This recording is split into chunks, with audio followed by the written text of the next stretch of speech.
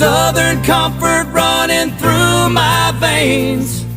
My mama was the wind and my daddy was a train. I'm the second coming of the midnight rider. I'm a modern day old soul singer, son of a gun and guitar slinger.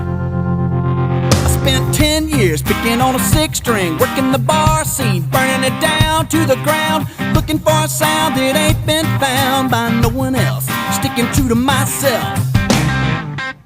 So I took it up a highway, southbound interstate, counting on a big break, trading my legs for tips, learning to live like I never did.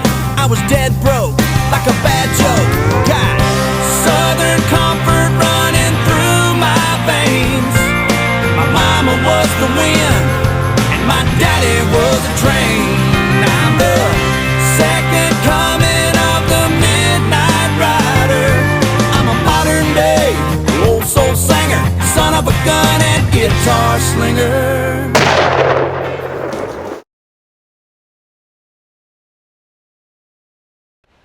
Welcome back to a 2012 A Hunter's Guide. It is week 5, and as you see, I'm dressed a little warm for the cold weather, dressed warm. So it's cooled off. It's the best time to be in the woods yet this year, and we're excited to bring our number 5 episode to you.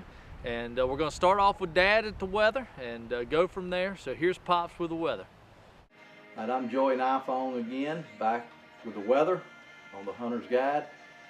Reviewing last week a little bit, it was a little hotter and a little more humid than what I thought it would be. But anyway, things have changed a lot. As of last night, a cold front came through. We had some rain, had some thunderstorms, cooled us off quite a bit.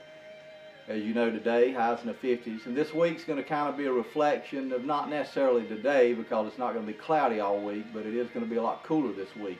And Josh is going to post a couple of nighttime lows on the map. And if you look, I think he's got Tuesday night and Thursday night. If you look at the maps, the pink represents freezing or a little bit below freezing. Now, we're not going to be to that point, but we are going to be probably in the upper 30s. And anytime you're in the upper 30s, it can frost here at the surface. So keep that in mind.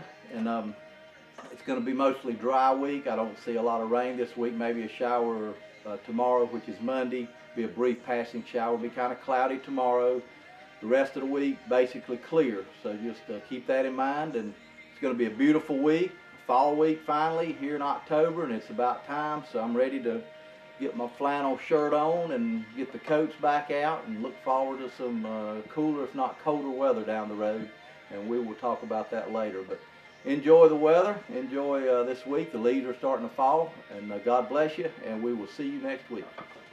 Anyway, we're going to talk a little bit about our success story this week, and while I'm talking here, we're going to play a clip of a deer that I let walk, and I'm calling it success because it is what we try to do, and it's what I'm going to try to get y'all to do more often. If you've never killed a buck this big, I completely understand if you shoot this deer that I'm got here in front of you now, but if you have killed bucks this big, don't shoot them. It's a 3-year-old deer. He needs 1 more year to reach his maturity. And from the time he is right now till next year, he's going to make a big jump in horn size. So, you know, that's what we're looking for, is to leave this deer here, let him walk, let him grow 1 more year. And I get tired of people saying, well, if I don't shoot him, somebody else will. It's not the case. Believe me, it's not the case. There's deer every year live and reach their full potential because people didn't shoot them. If you shoot him, he won't reach his full potential. So that's our success story, is us seeing this buck and letting him walk this week. Josh is letting me do the stand selection this week on the Hunter's Guide. And we talk a little bit about what the deer are feeding in right now, what they're eating, and they're in the white oaks pretty hard. I've talked to a lot of deer hunters, and they've got corn out. The corn isn't getting touched, but if you'll put the corn still around your oaks or your white oaks, there's a good chance he'll eat both of them some. He may not eat the corn much, but he'll stick his nose in there and get him a mouthful before he goes to the white oaks. But anyway, stand selection this week, you got to stay close to their bedding area because they still haven't got to travel far. They're still not in that mode where they like to get up and go a long ways. It's still a week or so away, but hunt close to the food source. and get in that tree and still put a little corn out and get close to your white oaks, and you'll still see some deer. But good luck and have a good week. Okay, we're going to end our show this week talking about a failure story. The failure story this week is myself. Again, I know I'm a failure. I didn't miss, I didn't cripple, I didn't do any of that. But I possibly screwed up a stand for a decent while and possibly screwed up a buck. Don't know that for sure. Got in a stand just this morning and hunted it knowing the wind was wrong. I got in the stand, the east wind started blowing. I should have got out right then and there. Should have got out, went to the truck, took a nap or whatever, or changed stands. But I had deer blowing at me back in the bedding area, and because the wind was blowing right back into it. Never saw the deer one time. And you know, that's what I want to talk about failure. That right there educates the deer and order enough to he might not move in that area anytime soon. So there's a good chance I run a deer out and I won't see him anymore right there at that stand. So that's our failure story this week. So make sure that the wind is right in order for you to hunt the certain stand you're trying to hunt.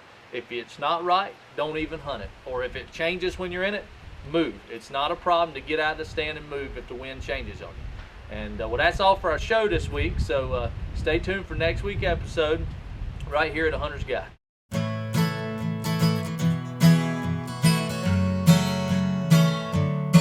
Thank you.